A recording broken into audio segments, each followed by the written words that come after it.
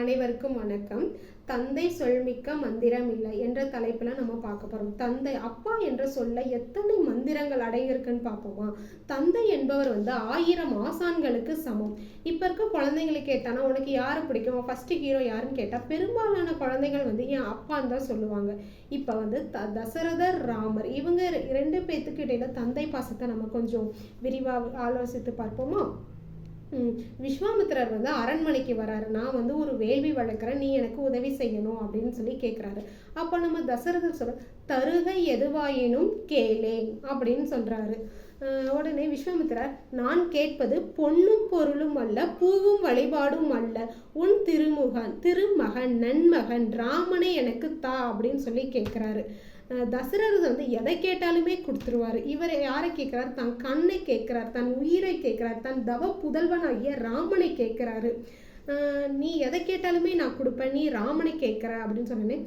நீ எது வேணாலும் தரேன்னு சொல்லி வாக்கு அளிச்சிட்ட, தருவேன்னு சொன்னதுக்கப்புறம் மறுப்பு ஏன் அப்படின்னு கேட்கும்போது,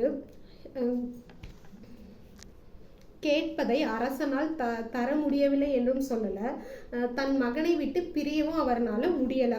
இப்போ அவரோட நிலைமை எப்படி இருக்குன்னு பார்த்தோம்னா, நீரில் இருந்து எடுத்து போட்ட மீன் எப்படி தவிக்குமோ அந்த மாதிரி தசரதர் தவிச்சிட்டு இருக்காரு. தன் மகன் இல்லை, அந்த அந்த சூழ்நிலை கூட அவர் கற்பனை செஞ்சு பார்க்க முடியாத அளவுக்கு அவர் இருக்கார். என் மகனை விட்டு என்னால் பிரிந்திருக்க முடியாது அப்படின்னு சொன்னதுக்கப்புறம் அப்புறம் கொஞ்சம் யோசிச்சதுக்கப்புறம் அவர்னால தவிர்க்க என்று சொல்லவும் முடியவில்லை, ராமனை போயிட்டு வான்னு சொல்லி வாழ்த்தி அனுப்பவும் முடியவில்லை. முனிவர்கிட்ட முடியாதுன்னு சொல்ல முடியாத சூழ்நிலையில இருந்தார். அப்புறம் யோசிச்சதுக்கப்புறம் சரி போயிட்டு வான்னு சொல்லி அனுப்புறாரு. விஸ்வாமித்திரர் ராமனை மட்டும்தான் கேட்டார் உதவிக்கு. ஆனா நிஜத்தின் நிழலாக திகழ்பவர் லக்ஷ்மணன், 2 பேருமே சேர்ந்து போறாங்க. இன்னொரு விஷயம் என்னன்னு பார்த்தோம்னா, எந்த மகனுக்குமே இந்த மாதிரி சூழ்நிலை அமையக்கூடாது. அந்த மாதிரி நிகழ்ச்சி இப்ப நடைபெற போகுது. தசரதர் முக்தி அடைஞ்சிட்டார். அந்த செய்தி பார்த்தோம்னா ராமன் காதுக்கு எட்டவே இல்லை. இது அப்புறம் கொஞ்ச நாள் கழிச்சு பரதன் நான் போய் ராமனை கூட்டிட்டு அயோத்தியில உட்காந்து ஆள போறேன் அப்படின்னு சொன்னோன்னே சரி எல்லாரும் போறாங்க, சரி நாங்களும் வரோம் அப்படின்னு சொல்லிட்டு போகும்போது தம்பிகளை பார்த்தோன்னே அவங்க அழுகிறாங்க. லக்ஷ்மணன், ராமன், பரதன் எல்லாரும் அழுகிறாங்க. ராமருக்கு என்னன்னே புரியல, ஏன் அழுகிறீங்கன்னு கேட்டோன்னே அவங்களால பதில் பேசவே முடியலை. அப்புறம் அவங்க பின்னாடி அவங்க தாய்மார்கள் எல்லாம் வெள்ளை உடை உடுத்தி வந்திருந்தாங்க. அப்போதான் ராமருக்கு புரிஞ்சிருக்கு, ஓ இந்த மாதிரி நடந்திருக்கு அப்படின்னு சொன்னோன்னே அவர்னால அந்த இதை ஏற்றுக்க முடியலை. தன் அப்பா முக்தி அடைஞ்சிட்டாரு, இறைவனடி சேர்ந்துட்டார், அந்த விஷயத்த அவங்களால ஏற்றுக்க முடியல. கண் கலங்குறாரு. ஆனால் அதை கண்ட்ரோல் பண்ணிக்கிறார். நம்ம அழுகக்கூடாது, நம்ம அழுதா அவங்கள யார் ஆறுதல் சொல்கிறது, அவங்களும் கலங்கிடுவாங்க, நம்ம தைரியமாக இருக்கணும்னு சொல்லி ஏற்றுக்கிறாரு. அப்புறம் அமைச்சர்லாம் அவர் தசரதர் அஸ்தியை ராமர் கிட்ட கொடுக்குறாரு. நீ தான் தவ புதல்வன், உன்னை தான் அவருக்கு ரொம்ப பிடிக்கும், நீ கரைச்சாதான் அவரோட ஆன்மா சாந்தி அடையும் அப்படின்னு சொல்லி கொடுக்கும்போது ராமர் அதனை ஏற்று ஒரு புனித நதிக்கரையில் கரைக்கும் போது மந்திரங்கள்லாம் ஓதிக்கப்பட்டு ஜெபிக்கப்பட்டு மந்திரங்கள் ஓதப்படுது. மந்திரங்கள் ஓதி தான் அவர் கரைக்கிறாங்க. அவர் அஸ்தியை கரைக்கும் போது ராமர் நினைச்சுக்கிறார், என்னுடைய அப்பா நீங்க, இந்த இறக்கும் தருவாயில் என்னால் உங்க கூட இருக்க முடியல அப்படின்னு சொல்லி ரொம்ப வருத்தப்பட்டு கரைச்சிறாரு. கரைச்சதுக்கு அப்புறம் எல்லாம் வனம் பரதன் கூப்பிடுறாரு, நீங்க என் கூட அயோத்தி வரணும் அப்படின்னு சொன்னேன்.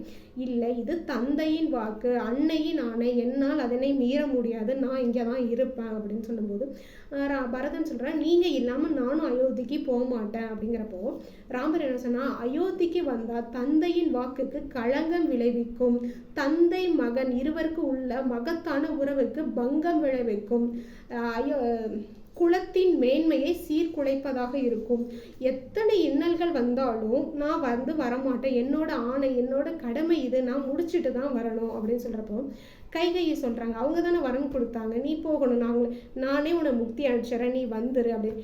நீங்க எனக்கு முக்தி அளிக்கலாம், ஆனா இது தந்தையின் வாக்கு இல்லையா, நான் அதை காப்பாற்றணும்ல, நான் எப்படி அதுல கடமை தவறாம இருக்க முடியும், என்னை யாரும் கட்டாயப்படுத்த வேண்டாம், நான் வரல, நான் வனத்தில் இருக்க, என்னோட எப்போ முடியுதோ என்னுடைய வனவாசம் முடியும் போது நான் வரேன் அப்படின்னு சொல்றாரு.